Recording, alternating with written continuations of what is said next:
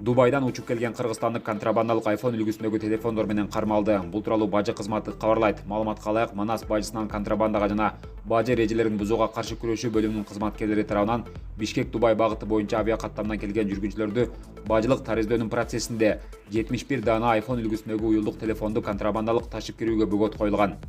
Товардын жалпы наркы 8 279 448 сомду түзгөн.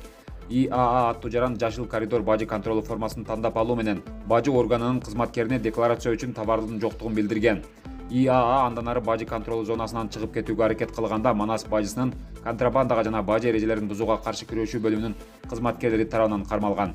Бул факт кылмыштардын жана жоруктардын бирдиктүү реестринин маалыматтарды эсепке алуу журналына катталган. Материалдар УКМКнын тергөө органдарына караштуулугу боюнча өткөрүлүп берилген.